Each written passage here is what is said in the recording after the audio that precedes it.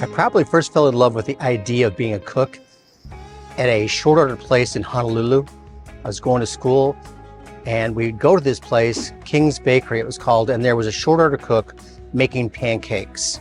And his rhythm and his concentration, his Zen-like countenance just kind of pulled me in and made me think, well, this guy's job seems to be like fun. And so it wasn't long after where I got a job working in a short order place in my hometown. And one of the things we made was pancakes. And I've been a pancake devotee ever since. Today, might surprise you, but I'm doing pancakes in a Korean style with oysters garnishing those pancakes. Maybe sounds a little exotic, but really not so exotic. Let's get into it.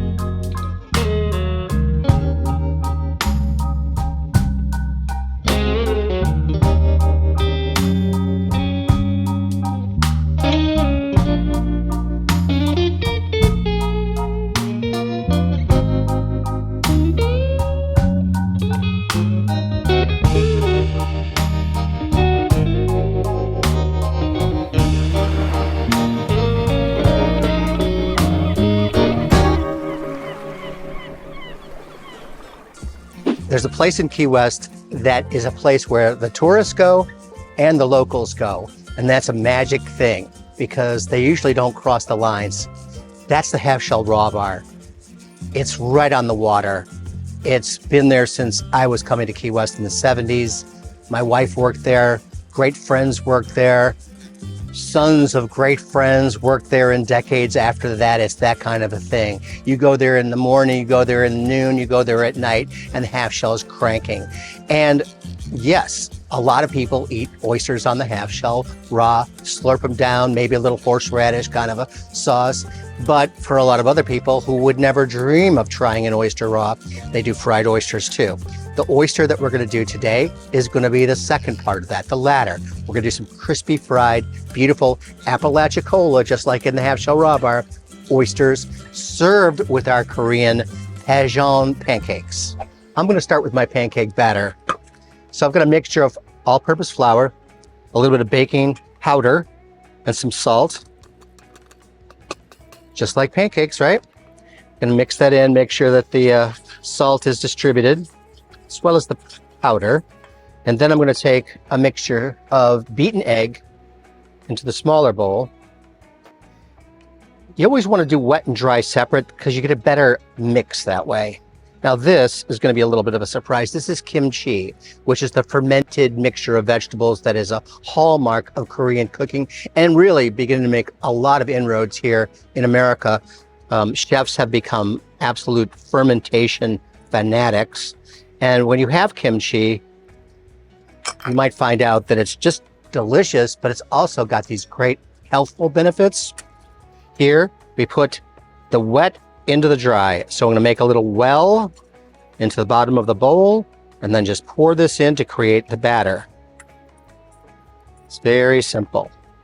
You want to drag the whisk to the outside of the bowl to make this very sticky batter. And the pancakes are versatile. You can do, actually kept a notebook on pancakes only, and I filled 30 pages of ideas for pancakes. I was in a pancake frenzy for a while. So if the batter's a little tight, like this one is right now, you can add a touch more water. What you're looking for is a pancake batter, but a little tighter. And the reason the color is like this is the kimchi.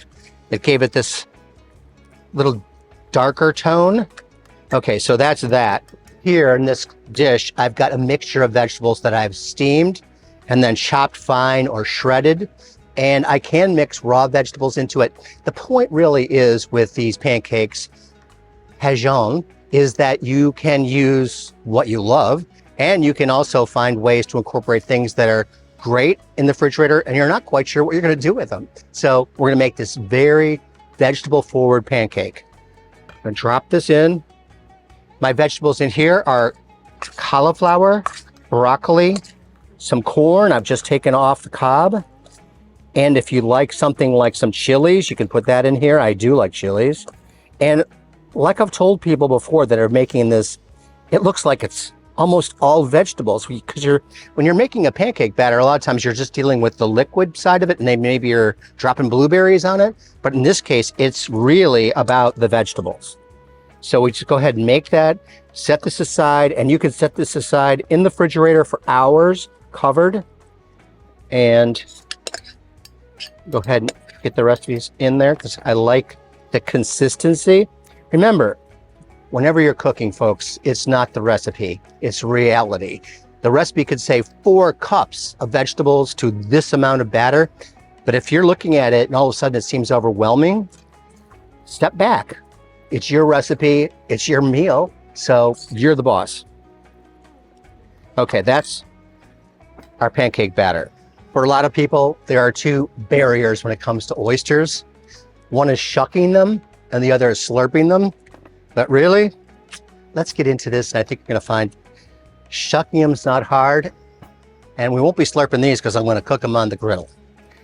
Look for the oyster to have this place that's called the hinge, and here it is right here. There's this pointed side to it. There's the bottom of it, the top of it. The bottom is more well-shaped like this. You wanna keep that bottom at the bottom because the juice of the oyster is as prized as the meat of the oyster, and we'll talk about that as I'm doing it. Now, here's my hinge, which is what it's called. I'm gonna drive that in and turn it, and don't give up. There we go. Now, that shattered a little bit, so take care. Wipe off your oyster knife. And you can also have a little bowl of water around to dip the oyster knife in. And I'm gonna go ahead and remove what's called the adductor muscle, which is what holds the oyster together. Remember, this oyster is out in the ocean or in the bay. It's floating out there. It's just dreaming its perfect life. And it's filtering water in 24 hours a day, filtering in plankton, which is the diet of oysters. That's why it's very important, wipe the knife again, very important that the oyster water is pristine, because this is the very thing the oyster is all about. You can turn it if you wish, but you want to preserve that juice here. Now, since we're going to be frying these things, go ahead and drop the oyster into a clean dish like that, save the juices. And then I'm going to be breading these in a combination of flour, egg wash, and breadcrumbs, also known as panko. You know that scene in Bubba Gump where Bubba goes off about shrimp? Well, oysters can be the same thing. I mean, you can make oysters so many different ways. There's probably only 5 varieties of oysters in the United States. There are other oyster varieties in other continents, but people will hear many names, hundreds of names about oysters, but really there's 5 major varieties. But the sauces, the preparations, the marinades, the dipping sauces, the sauces like the tartar sauce family, the cocktail sauce family, so many different ways to enjoy oysters. I wanted 6, I got 6, so we're gonna go on to the breading. This is what's called a breading station, and from high-end haute cuisine restaurants to shanties restaurants around the globe, this is what people do when they're going to bread something, whether it's oysters, fish, shrimp, flour, egg wash, breadcrumbs. I have done this in a kitchen with Tony Bourdain, and we both laughed at how many times we've set up flour, egg wash, breadcrumbs, the breading station. So here we've got the oysters, and we saved the oyster liquid. I don't want to throw it away. I could drink it, but let's just go ahead and get that bang of flavor by putting it back into our batter, because instead of just water, now we got oyster water. Now go ahead, and what's important here is the mixture of these things adhering, sticking to the oysters, but not clogging them, not burying them in a way that you're not going to taste the oysters. You don't want a real heavy coating here. So what we do is we take these delicate little items, just enough flour, knock off the extra flour into the eggs. This is just a beaten egg with some water. Shake off any extra flour, because otherwise you're going to be tasting flour, not oyster. and then here. And you notice I've got one hand, I'm not going back and forth because you want to really get the stuff on your fingers on one hand, then you're going to wash that. So you can still have your left hand clean or your right hand clean if you're lefty. And just coat them in the egg wash just like this. And into the breadcrumbs. So often with food, it's texture that you're after. Here, we're looking for that crispy, crunchy texture. And that's why the panko is really good to finish with. This helps the oyster stay on the egg, and then this helps create that texture that we want to finish things with. I'm just going to shake this a little bit because that's going to naturally cause the oyster to be coated with the panko all around it, because it could be in the little nooks, crannies in there where it's not going to get the panko, and I don't want that. And don't be one of those folks that is afraid to put a little bit of extra flour or extra panko in the thing. It doesn't cost you any money. But what happens if you don't have enough breading is that you don't have enough coverage. And that's what you want. You want the oyster to be covered everywhere. See that? The panko is wrapped all around the oyster. And if there's a little bit where you can see oyster, just go like this. And then just save those for now. And we're going to come back and we're going to fry those after we get our pancakes working. In all candor, I never made a Korean pancake until probably 3 or 4 years ago. I made all kinds of pancakes, mind you, but never one like this. But when I saw this recipe or a person making it in a restaurant, not sure how that rolled, because a lot of times, just the way life is. I was like, I want to try that. I want to try that. So I've got my batter here, and I've got some clarified butter. Clarified butter, if you've not done it before, is not really hard, but you'll use it just like you would use oil when you need some high heat, but you want some buttery flavors also happening. We're cooking by eyesight and temperature. Drop the batter on. Make it a little bit round like a pancake. It's not going to be as perfectly round as a batter with no texture like this, so that's okay.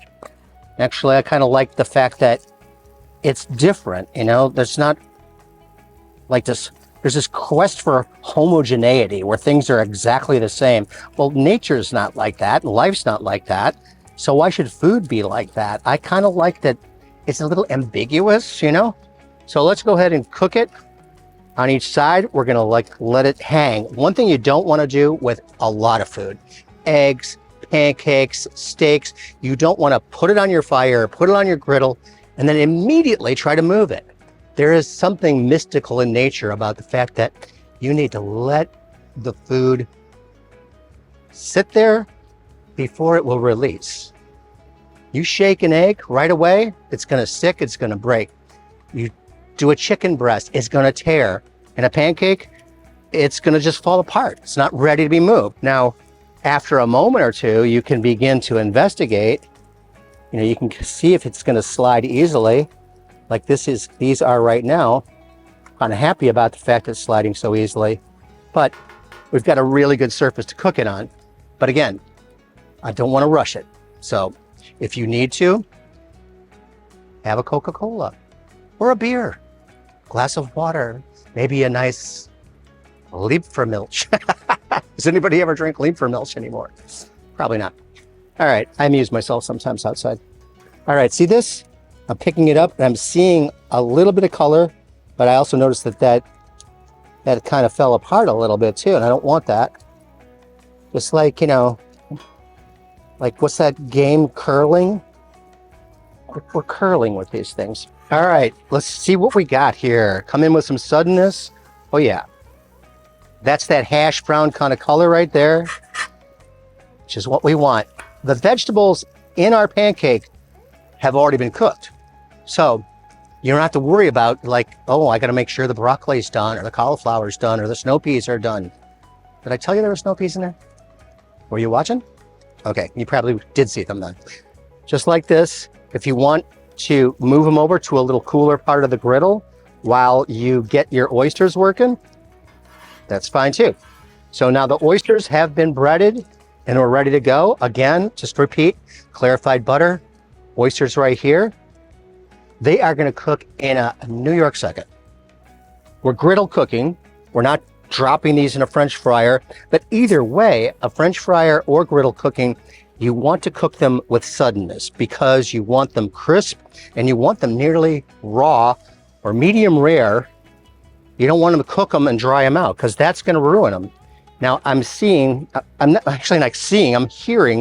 I want a little bit more sizzle.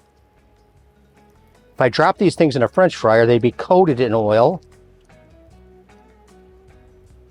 And I want to make sure they do have enough oil to where they're going to get crispy, because that heat with the oil combined makes for crispness to occur. Just turn them over like so, and that's plenty of time right there. We're not trying to cook these things through. Just make some space on our board. Work kind of quickly because we want to eat things while they're warm. All right, it's time to make it happen. We're going to plate this dish. This is a little mixture of sour cream with a splash of half and half, some lemon, which is always nice with seafood. Let's get ourselves a pancake. And I'm actually making up my mind right now how I'm going to do this as far as the shape of the plating. But what I also know is I'm going to keep it simple. I mean, it's nature. You don't really have to make a tower out of it or something, you know, a dog that talks. Maybe something like that, just kind of cut to a pie wedge shape. For me with plating, the plate is the canvas. The food, the acrylics, the oils, the watercolors. So I want a simple plate that's going to let the beauty of the food show. I'm watching this evolve right now. I have not a standard set picture on a wall, carved in stone feeling about how I'm going to do this yet. I might have done it differently than I'm going to do today. I might not have. I might have done it exactly the same way until I get to that place where, you know, like at the restaurant, we have what are called signature dishes. With those, they become almost set pieces, kind of like the way the Stones would have done a song versus the Dead would have done a song. And then I have an extra oyster, and this is called the chef's meal right here. Got to make sure, because if I'm not happy, why would I think my guests would be happy? A little extra lemon over the oysters, because their first bite's got to be right too. They're not going to necessarily squeeze lemon over it before they taste anything. And here we have it. Almost always, and I mean always really, acidity is key and salt is another key. Without those two drivers, food can be not miraculous. And you want to salt from some height like this, because that way you can see it spread out over. It's not going to be hitting one oyster and missing the other oyster. A little bit of good kosher salt will make a huge amount of difference in the flavor of your food. I like oysters on the half shell. I like them raw. I like to slurp them. I like all different kinds of oysters in that way, but I also like them when they're done correctly, a light coating like this, and still some color. You can see the rawness a little bit in the middle. And it's just something that's a simple pleasure. And simple pleasures are what the show is really all about.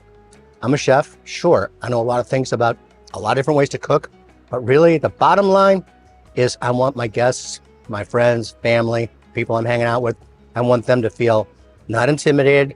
I want them to feel happy, loved, enjoying themselves to no end. It's a pleasure doing this with you.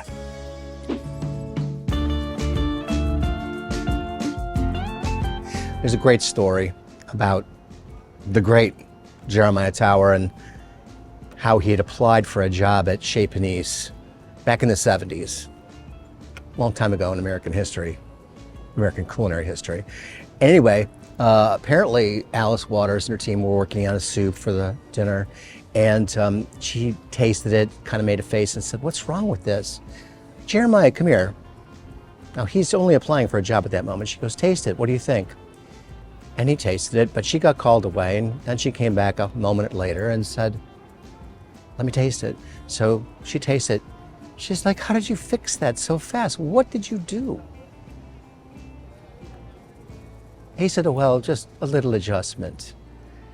He didn't tell her what he had done, which is simply to add some salt. And really so many times, that's all that it takes. Just a little bit of salt. Salt is the spine of flavor.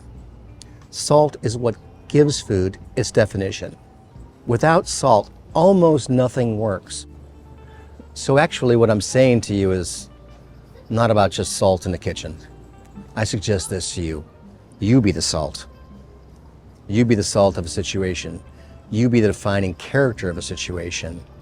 You be that linchpin around the situation.